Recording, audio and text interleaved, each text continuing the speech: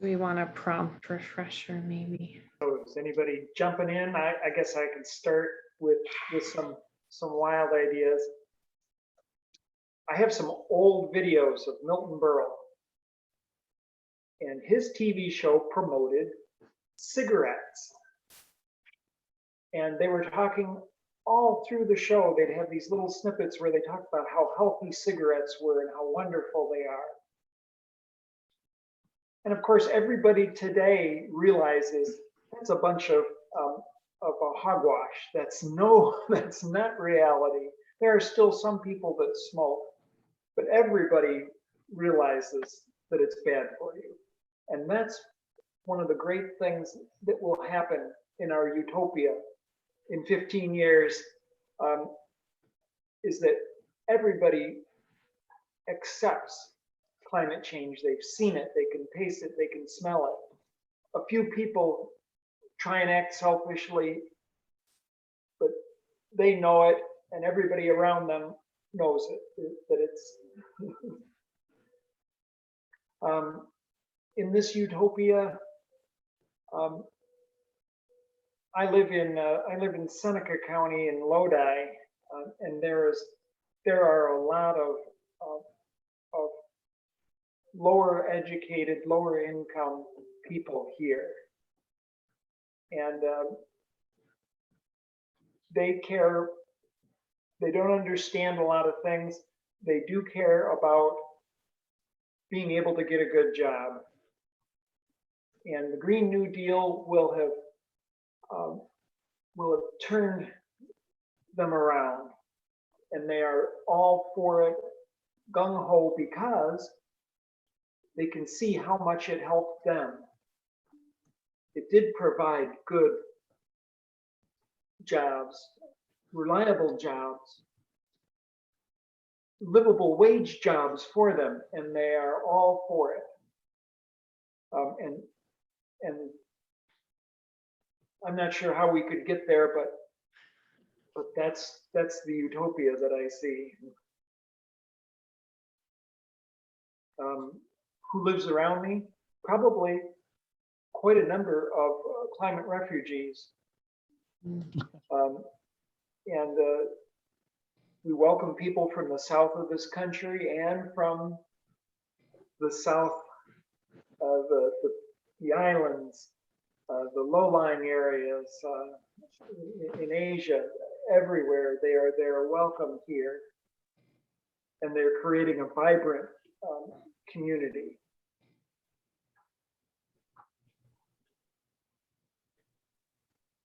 I guess that's it. Nice. I want to go there.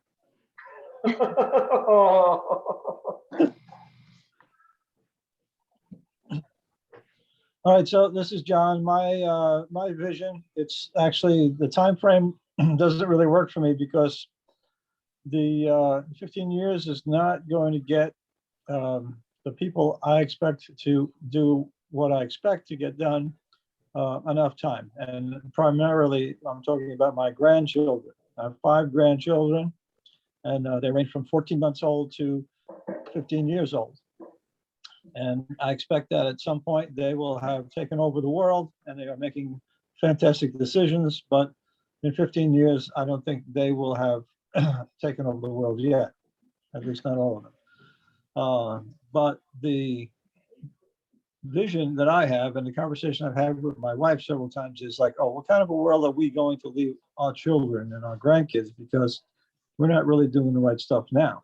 And I always respond to that with, well, our grandkids and our kids are a lot clearer about the problems that are being caused by our living very selfishly on this planet, and that will go. It'll get better. We have, we grew up as us being my age group. We grew up in a world where we didn't really pay a lot of attention. Disposable items were, a cool thing. But I think the kids know more about things. And as a compost master, for example, what I found is that there's a lot of kids out there, little kids. I mean, 3, 4, 5, 6 years old, first graders and such, that actually know about composting and why they're doing it and how it works. That's pretty fascinating. So I think that our kids are teaching their kids how to live in a world that is less selfish and more proactive to keeping the planet going, and that the planet is going to be saved by my grandkids and maybe my great grandkids. That they don't exist yet, of course. But my participation in that has been trying to encourage my kids to, not waste things in general. And when I was asked to do things like compost masters and energy navigators, I decided that I really should do that because that would be my way of giving back, and trying to lessen the impact that I've had over the last, I don't want to say how many years at this point, but a lot of years. So I think that my contribution is to try to encourage them, my kids and any other kids. Like in Compost Masters, part of our job is to train and educate people about composting and how it works, and to have people understand what sustainability is really all about, using that as an example. By the way, my daughter is, she works at Cornell, and she is the sustainability events manager. So she's all about sustainability, and she's teaching one of my grandkids, Molly, all about how to operate in a sustainable world. And I can see it working, and I'm really pleased with that. I love that. So would you say that the most inspiring part is seeing what your kids and your grandkids have done or are actively doing? Yes, absolutely actively doing. It's phenomenal that, one, they understand the concepts. The older they get, of course, the more they understand it. But they are cognizant of things that never even crossed my mind when I was growing up, and that to me is beautiful. So I look forward to, not that I would be around for it, but I imagine that in the future, it's going to be a much better place. And there'll always be people who are not operating sustainably and such, but I think that those numbers will diminish significantly, and that will probably help save the planet. Well, I can tell you that I also find Kim very inspiring. So we share that. I work with Kim Oh, cool. fairly often. Okay, great. And Bob, what did you find was the most inspiring part? For your utopia. Oh, muted. Muted. The inspiring part was just the widespread acceptance and participation of everybody, cooperation. Great. Irene or Stefan, thoughts? Sure, I'll go. So by 2035, it's funny, John talks about it's not a long enough timeline. And for me, it's the timeline that we got to deal with. And that by 2035, what's happened is that the Ithaca Green New Deal by 2025 has caught on as the most remarkable, amazing, comprehensive solution. And it has propagated across New York State and become a model not only for the state, but the country and beyond, because we have to. And if we can't do that here, it's not going to happen anywheres. And I really, really think that we can. And I'm super excited about the possibilities. And what I see is so many moving parts all coming together, not just building heating and building envelopes and electrification of everything we do inside of our homes, but combined with a locally owned, locally powered grid that helps us to keep our electricity costs down when we do electrify our buildings and we're driving electric vehicles, and we've got electric school buses, and their batteries can be used in the summer months to help power us through the peak demand. I see us working on food localization issues so that we can grow what we need to here. I've been looking at some maps recently that were scary about, you know, the kind of heats and droughts and floods. And remarkably, other than having more water here, we're not anticipated to be, you know, subject to the major droughts and the major heat. Of course, nobody thought that was going to happen in Seattle either, but you know, there it is. But I think that there is going to be migration from within this country, from other countries. We're going to be a new place to be, even more than we are already becoming. And there's going to be a lot of that migratory shift, climate refugees, but also because we have solutions. And I see us being a welcoming community. I see us being able to manage the winter weather and the more gray weather that we're going to have, long-term storage happening here in workable and reliable ways, that we're going to have the planning in place to be able to preserve and cultivate new farmland, to be able to feed people locally. And overall, I see something, a term people may be familiar with in this group of relocalization overall, that we have much more local development of the things that we need, and recycling and reusing and sharing of resources. And I see this, my dog doesn't see this, that's why she's whining right now. What do you want? What do you see? She sees me getting off all the Zoom meetings and playing with her. But anyhow, I just see that we do this here with plans in place and demonstrated progress by 2025, such that it really catches on. And I see this moving forward, absent, you know, the political machinations of who's in power and who's voting for what. I just see that it becomes sustaining because it works and it saves people money, and who doesn't want to go there, and that it just starts happening.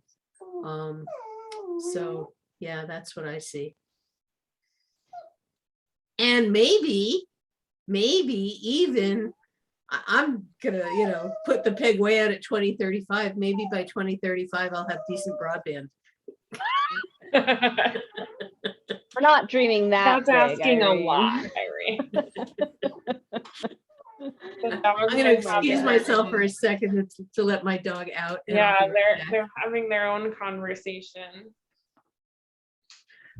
This one was barking because she could hear it through the computer. So, I'm the last one. I'll go too, but you can go first. You could go. Well, okay. I wasn't prepared for giving this, and while you guys were talking, I Googled what the New Deal was. You know, not just the Green New Deal. Like, why are they calling it Green New Deal compared to the New Deal? And if the Green New Deal has any resemblance to the New Deal, I would say that would be amazing. Right? Because a series of programs, public works, financial reforms. You know, it's impacted Wall Street, unemployed people, youth, farmers, everybody. That's very ambitious. So 15 years from now, or 14, I think, yeah, I would say that the public school will look more like the Waldorf school. I don't know how that's going to happen, but it has to be, because those kids are getting proper education. I have friends who send their kids there, and just up the hill from Ithaca College, and you know, critical thinking, playing with mushroom growing materials, you know, eating food straight from the farm, hosting a youth farm project on their campus site. You know, it's amazing. But as you know, as the most expensive school to go to in town, there's a barrier. Now, I have a friend whose kid did go there on scholarship, so that is possible. And these type of activities would help to repair what our recently departed friend Kirby Edmonds described as the poverty pump. So, you know, I don't know if this is fit for being recorded or being added to the conversation, but I as an outsider who became a citizen and looking at the system here with a different pair of eyes, I say that a lot of people who are traditionally marginalized they don't even know what they're missing. Does that make any sense? So by 2035, I'd like to see, you know, that people will have an equal shot at the best jobs, as much education as they want, with no financial barriers. Every house would have air source heat pumps, electric scooters, electric bikes, electric cars. If you want to learn a new trade, you go to BOCES or Cornell or Ithaca College and just learn it without worrying about who's going to pay for it.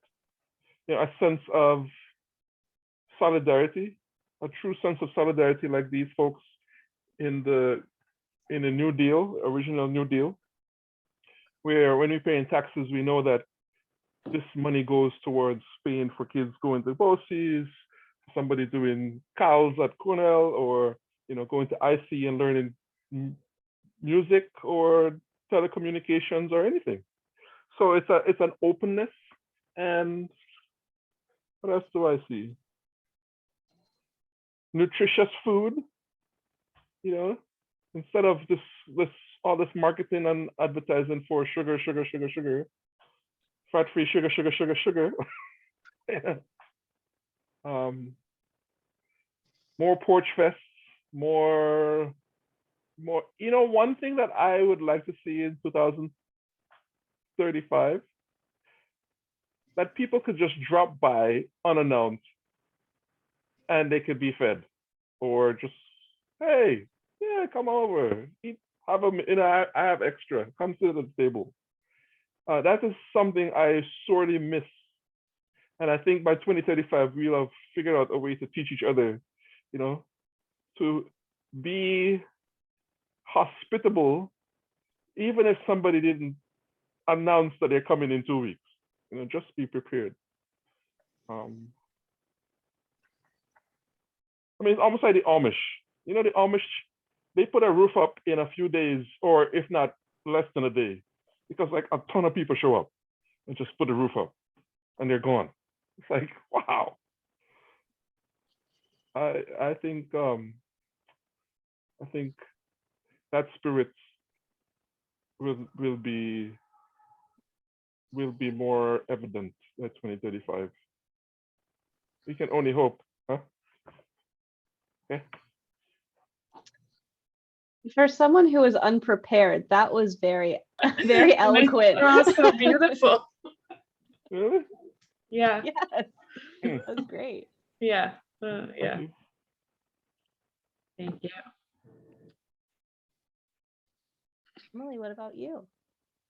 Oh, I've been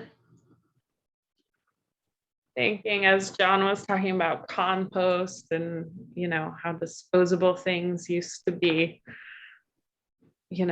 fun and sexy, and now we're learning and doing better. And Ross Bear was talking about hospitality and humanity and relating to one another and things. I've been thinking about just waste and disposability in our culture, and really looking forward to a time when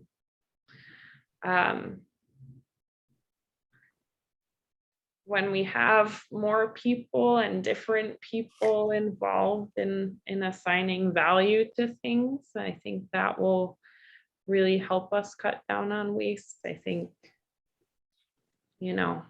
aside from all of the environmental catastrophes that have come about as a result of this very wasteful culture, we live in a world where we see some people as disposable, and those things are deeply connected. And so I am very, very excited for a time 15 years from now, but sooner even. And I think I see this with like younger people as well. It's amazing what high school students know now about gender and race and their own sense of themselves in relation to other people. Like, I didn't go to high school that long ago, but it's even since then such a remarkable change. And so like, I really do think different people are getting to decide what's worth our time and energy. And I just hope that continues. I hope we all get more time away from doing our work, day-to-day jobs type work, in order to pursue more creative work and to organize and be together and eat together and like have more porch fests and all that good stuff. But yeah, not super coherent, but just things that all of your comments were making me think about. So thank you. And yeah. I love that. I love that. That was so good. Having these conversations always reminds me why this is my favorite project in the Green New Deal.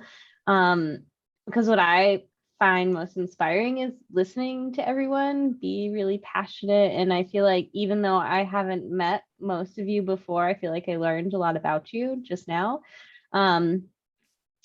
I think in my vision of 2035, I see a lot more people smiling. When I walk down the street, I hear a lot more voices because I'm not wearing my headphones trying to drown out everything around me. There's a kind of similar to what I think a lot of people are saying, there's a much better sense of community that we've been able to build, and that community isn't necessarily geographically based either, that it's actually based on those relationships and shared passions. And just because Irene lives in Caroline doesn't mean she's not part of my community. And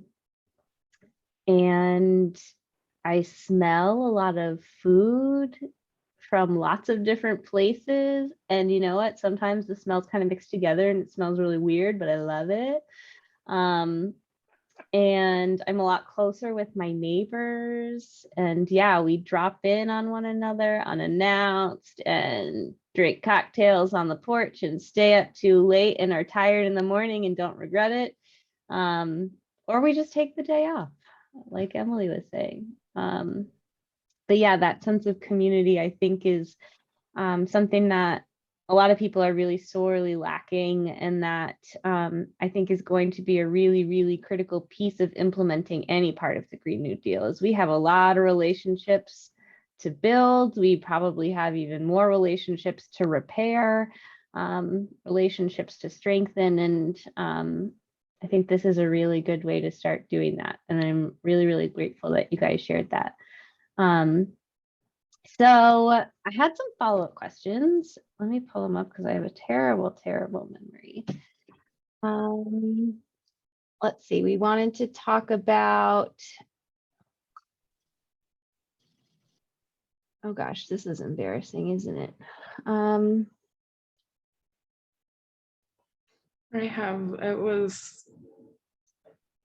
interested to hear what people like, if, you know, part of this is a conversation, right? So is there anything that you heard from anyone else that you found to be particularly touching or inspiring? I can start. When I heard dropping in unannounced and eating a meal with someone, I love that. One, that is like my total nightmare for someone to drop in on me unannounced. And that fact that I'm so uncomfortable with that is crazy. So I found that really touching and inspiring. And I'm glad that you said that. Yeah, and I thought, I'm coming, Stefan, I'm gonna come over. Actually, what hearing Stefan talk reminded me of, I went to your citizenship ceremony. Yeah. Do you remember? And it was so moving. And if you ever need to be uplifted just within this community, go to a citizenship ceremony. They are just so powerful and touching, and to me show all of the greatness of who we can be as a country and as a people and as a community. And you know, and what it also reminded me of, Stefan, that you know, you kind of talked about, you know, you landed here and so you got your papers, but then what? You know, what happened? What happens to people after that moment? And so it sort of made me think about that a bit, and what currently happens and what more needs to happen to take the poignancy and powerfulness of that moment and, you know, carry it through so that you really are welcomed and integrated in the largest sense into the community. And yeah, so thanks for reminding me of that. You're welcome. I just had another observation from going through the citizenship process. So we had to prepare for some questions, and they had like 100 questions that you need to memorize, right? Sorry, my housemate just went through this and we had to do the quiz. We were like constantly, you know, quizzing her, and they're so stupid, the questions. Oh my gosh. No, but the thing is, I talked to my friends who are born Native American, born here in America, and they're like, I don't know the answer to that. Exactly. Exactly. Yeah. And so it's like a crash course in civics, which I thought everybody knew, but apparently it's not universal. Probably be a good step. We should all know those answers. But also, you know, because we did do the questions, like that ceremony, I saw the 3 branches of government in there. I saw the, you know, the performers, I saw the friends, I saw the fellow, you know, nationalized citizens, and you heard the stories of people, the different stories of how they came. It's a very magical time. Let's put it that way.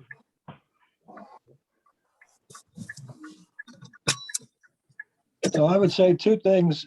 One is that it's great to hear people having an optimistic viewpoint about what's happening in 15 years from now and further on. And the other one is I really like the idea of being able to drop in on somebody, have some cocktails, stay up late, and not regret it in the morning. Mind you, I'm retired, so I can do that.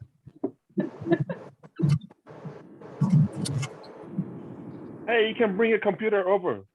You can work from here.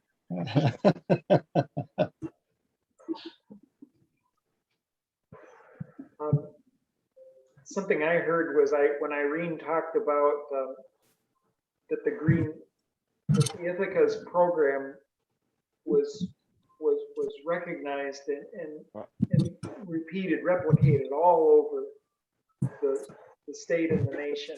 And I thought, wow, that sounds exciting. I like that.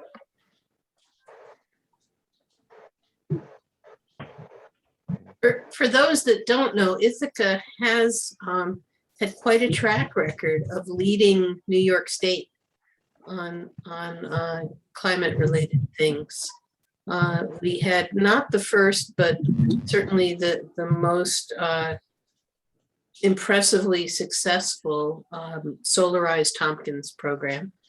And then that mutated into being the Heat Smart Tompkins program, which was the first. It took the solarized model and applied it to heat pump stuff.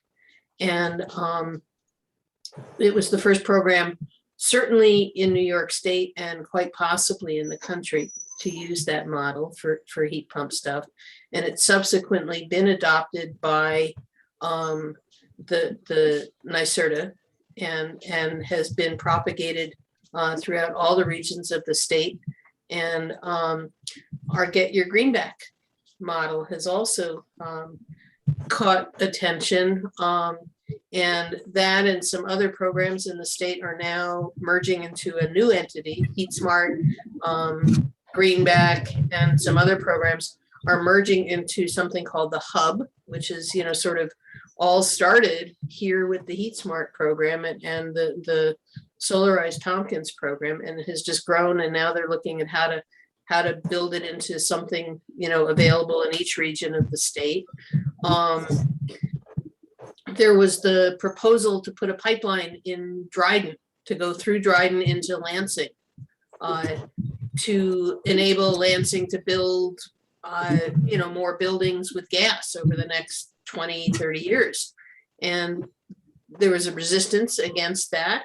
And we went to the state and said, no, we shouldn't be doing that. We should be promoting alternatives to pipelines. We should be promoting non-pipe alternatives like heat pumps and energy efficiency. And so that was actually the first time that policy was adopted for that in the state. That I was part of that effort, and it took 3 different PSC commissioners or chairs of the commission before we finally got approval for that to happen and move forward. So we have actually done quite a lot to change policy and practice in New York State. The smart grid effort that NYSERDA joined with Cornell is one of the not the first smart grid installation in the state, but the integration and looking at how to utilize it more robustly was the first here in the state. So really, there's a lot that has happened here, and I look forward to continuing for Tompkins County to continue to be the incubator for that, and to keep growing stuff at the state level.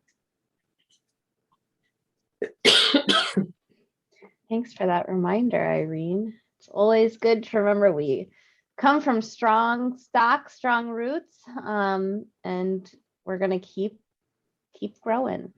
The Green New Deal is a tremendous opportunity to build on, I think, the amazing environmental and climate history of this area, and to make some new history too. So it's a very, very cool opportunity. Yep, exactly. Anyone else want to say something? I don't know if anyone hasn't gone yet, that they found inspiring that someone else mentioned.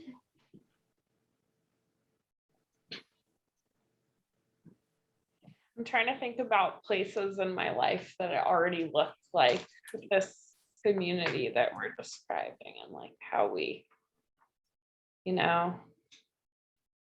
like who drops by for dinner. Where was the last time I went and somebody just fed me? Hey, come over. Yeah, all right, sounds good. Same. Get some plantains, man. Sometimes I feel like my house is a train station, but in the best way. Right. Rebecca said the headphones thing, and I like automatically grab my, don't take away my headphones. But when you're in a beautiful space, you can do it. I had a reaction to can you hear me? Yeah. I had a reaction to Bob's use of the word climate refugees, right? And I'm surprised many people don't use that word, because I think that's a huge thing. As somebody who just became a member of the Climate Reality Leadership Corps, so you know, Tom Hirashuna and all these folks who you know, are trained by Al Gore himself to lead the transformation. One of the things that is connected with the phrase climate refugee was a phrase of Stucker that said that by 2050, if we do nothing, most of what we call Central America will be an unlivable zone. And I was like, what?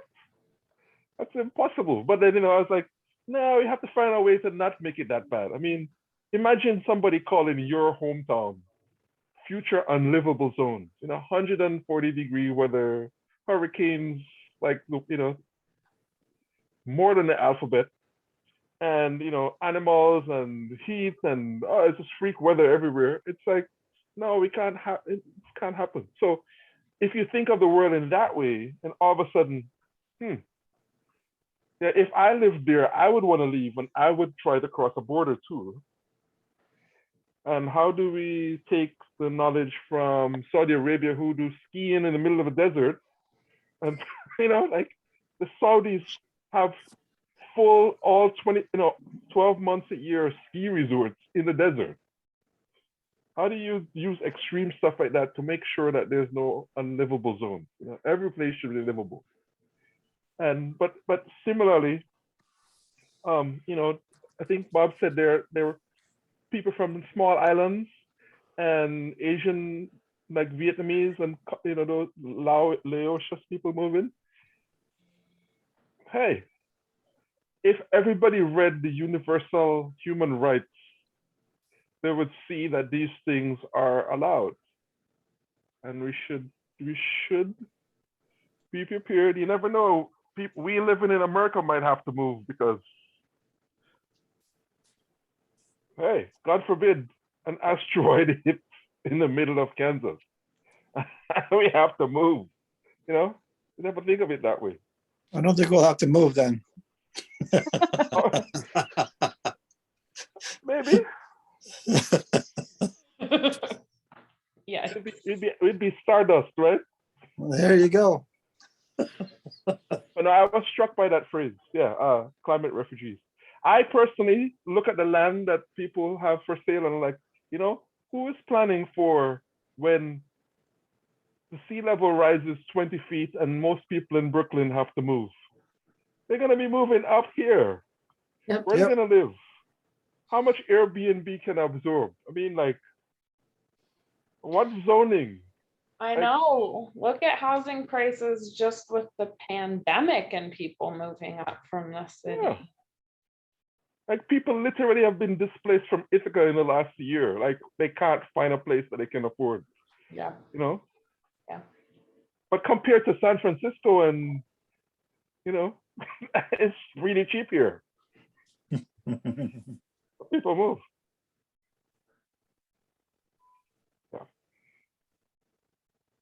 Awesome. So we had one more question to visit. Obviously, we've built this really beautiful place, and I think we're all starting to wrap our head around the kind of work that needs to be done to create that place, which is just astronomical, to say the least. It is a huge amount of work, and it cannot be done just by one office or just by City Hall or even by just one community. This is going to take lots and lots and lots of people and lots and lots and lots of passion and energy. So I'm curious, you know, based on the vision that you've created, what's one step that you feel like you can take towards creating that place. And it doesn't have to be, you're going to put solar panels on your house. And I will say, you can't say energy navigators. That's a cop out.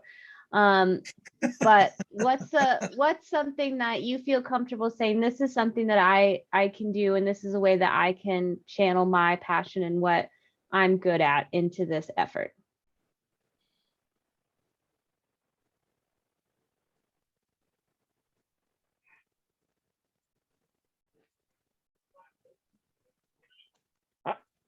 Well, by 2035, I will be good at joining a group of people with scaffolds and beautifying the place. Not just walls, but gardens and yard space.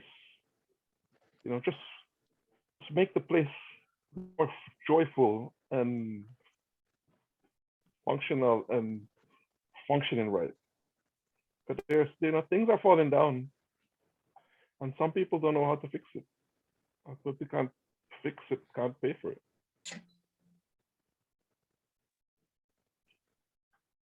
I love your vision. Every time it just keeps getting better and better. I love it. And I apologize. I think I called you Stefan earlier. It's Stefan. Yeah, that's right. I'm sorry. Right. No, I like the second one, the first one. Stefan. The first one? Are you lying to me? Anything but Stefan. I don't like the German pronunciation. Okay. Okay. Noted. Who else? Who has a first step? So I went first. I have a step. One thing that could conceivably happen for me, I could have dozens of tea parties, little coffee get-togethers with people, Heck yeah. and we talk about the reality of climate change. We talk about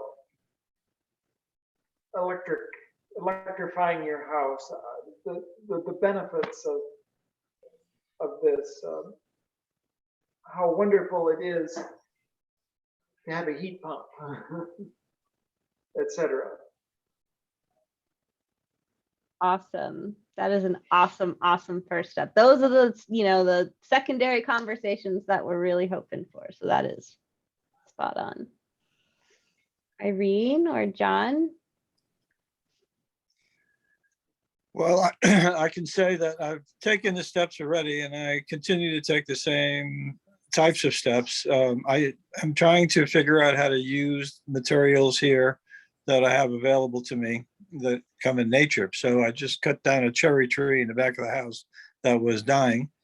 And from that, I started to learn how to mill wood. And I'm turning that milled wood into a seesaw for my granddaughter, who was just born, as her first birthday gift. So what I'm really trying to do there is not only learn something and enjoy doing it, but it's to use materials and to show my family, you can do this. This is the kind of stuff that is available to you to be able to go out there and try to not just go to a lumberyard and get stuff. And not that they should be milling wood, just the concept of trying to utilize the materials that are around. And the other part of it is that I maintain most of the equipment where I live, and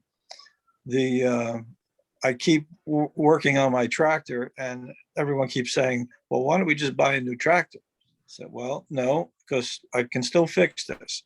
And sometimes it takes, too much effort, but in my mind, it's a good idea for them to understand. Don't just throw it away because it's something that is annoying and you can replace it right away, but then it's like a big piece of junk. So it's those kinds of things I think that I try to help with showing my children and my grandchildren, this is the kind of thing that you really should be trying to do. My daughter once said to me, Kim, she said, well, I don't understand. We never really grew up in a sustainable type of environment. And I said, well, what are you talking about? I said, of course we didn't live in a sustainable idea, but do you remember when we used to tell you all the time, don't let the water run when you're brushing your teeth? And she said, oh yeah. I said, and there's like 100 little things like that we used to do all the time. We weren't really a family who wanted to waste stuff. So she caught on to that. She said, oh yeah, I see. But based on the circumstances of the past, we weren't by any stretch of the imagination model citizens for sustainability at that time. But I think that doing stuff and showing it by example is really an important step. I love that. Great. That inspires me, John. Like personally, I think something I need to get better at is understanding how the things that I use work so that I can fix them and work with other people and help them fix things. And like same with food and learning how to cook the food I grow and all these little things that are really important for this community we're trying to build, of like being able to sustain yourself with fewer materials. I have an electric lawnmower and we spilled water all over the battery because my house is chaos apparently. And it like everything leached down, it was all corroded. And I was like, oh my gosh, it was a new battery. I have to go replace the battery. So I went to Agway today and the guy looked at it and he was like, oh, the battery's fine. It's just this one little wire that needs to be replaced. And I was like,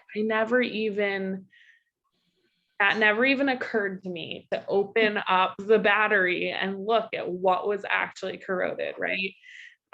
So like I think of myself as somebody who doesn't buy anything new, but just having that knowledge and confidence to be able to like fix the things that we use and to source things. And I just have so much admiration for people who have that skill. And I think it's often a really gendered skill. And I'm really excited for us to like move away from that. So another thing you can do is donate things to the reuse center. Oh yeah, and buy nothing. I know. I don't know the last time I bought anything new, but I didn't think of it for my lawnmower battery to open it. You get better at it. Yeah.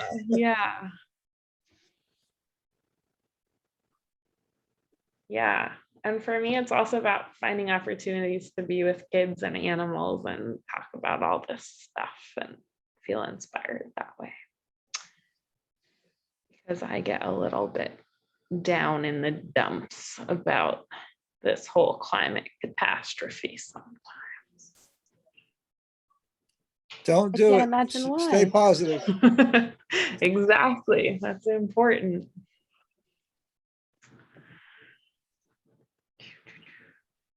Irene, did you want to share? Or Kathy, I see you've joined us. Welcome. Thank you. My comment was about using the reuse center. Mm-hmm. You can't fix it yourself. You can donate it so other people can use it. Which, fun fact, I know some folks who just switched off their natural gas furnace to heat pumps. It wasn't quite at the end of its life, and they were like really stressing about what to do.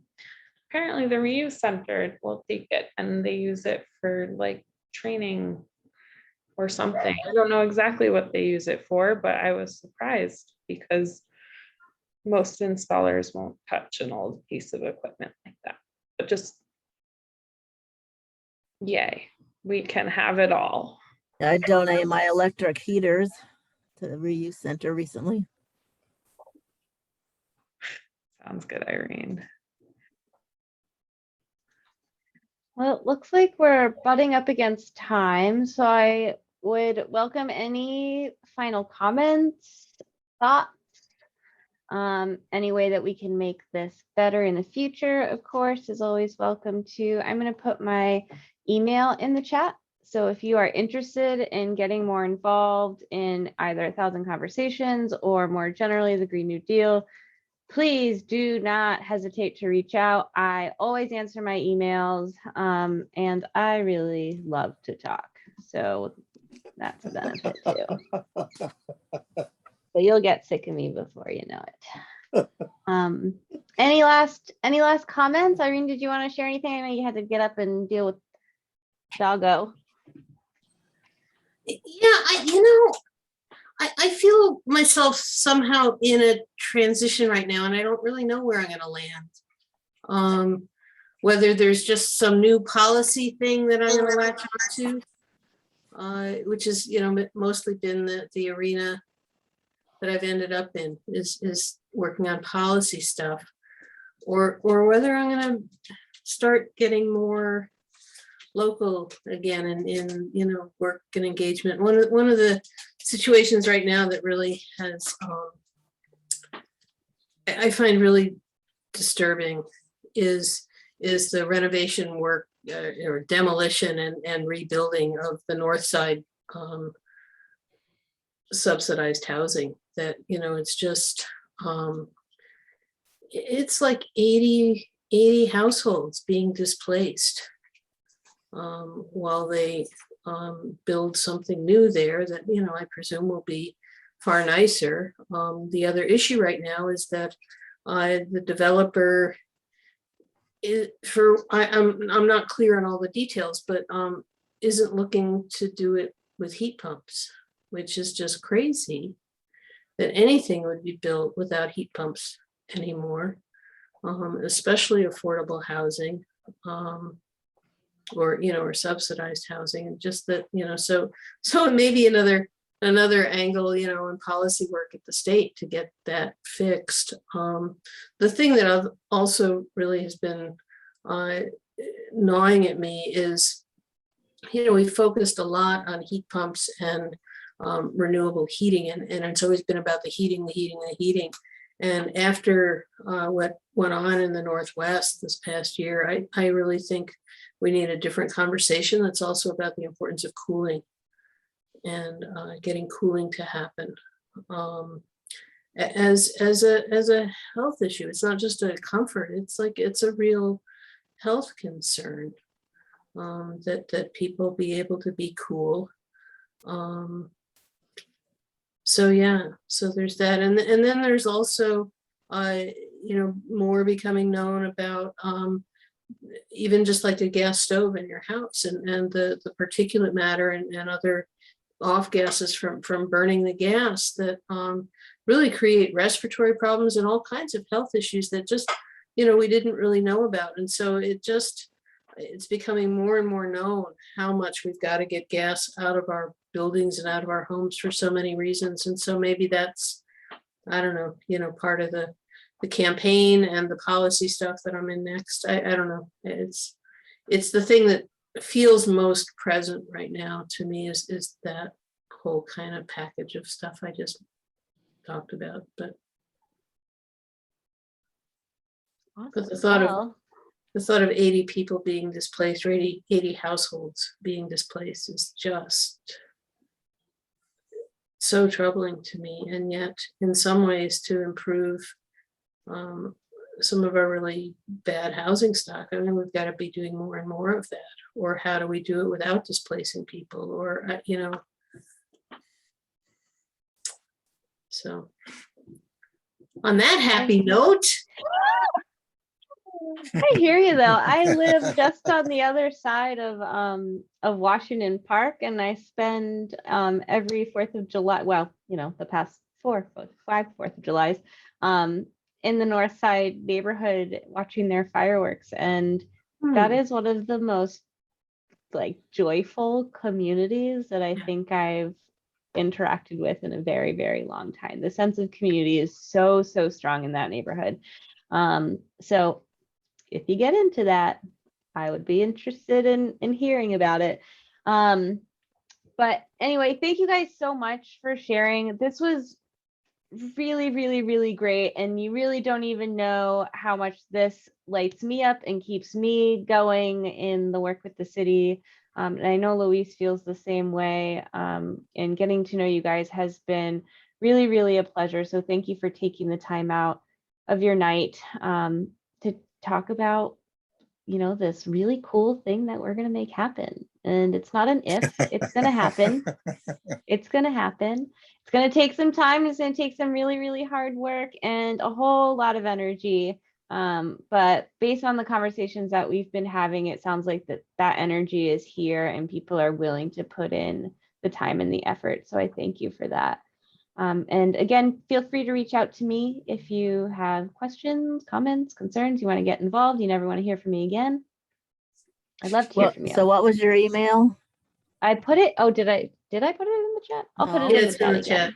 It's in the chat. I'll send it out as well in a follow-up Okay. email. And thank you so much, Rebecca, for Yep, thanks, being here and Rebecca. facilitating. Yeah. Yeah. And so I'm gonna stop